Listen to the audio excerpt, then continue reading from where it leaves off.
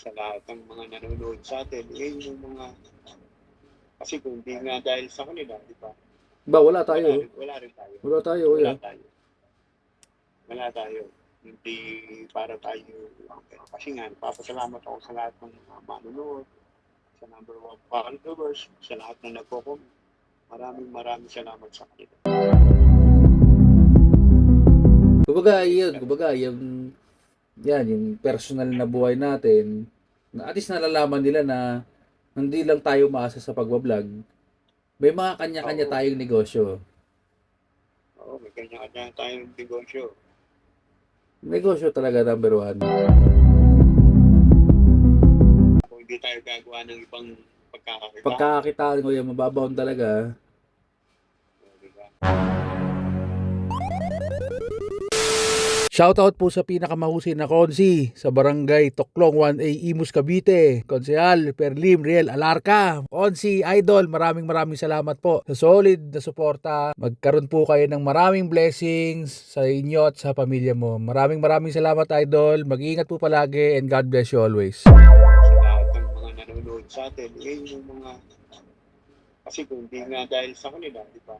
Ba, wala tayo. Wala rin tayo. Wala tayo, Wala kuya. tayo. Wala tayo. Hindi para tayo, kasi nga, papasalamat ako sa lahat ng mga manonood, sa number one followers, sa lahat na nagko-comment.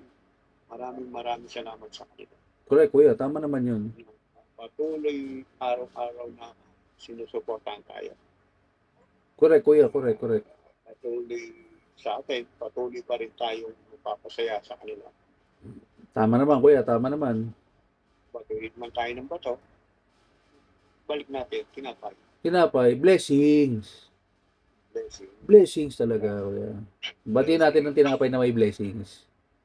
Okay. Opo. Diba? Opo.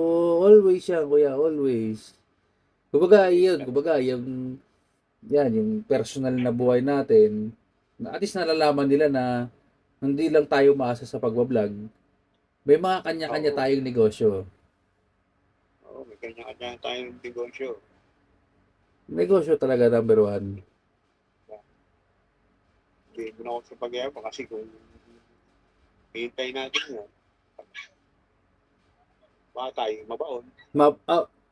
Kuya, mababaon talaga. Mababaon talaga, ha?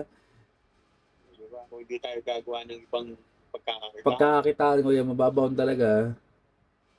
Diba?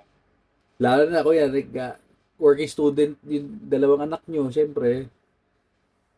Oo, college yan. Working student, kuya.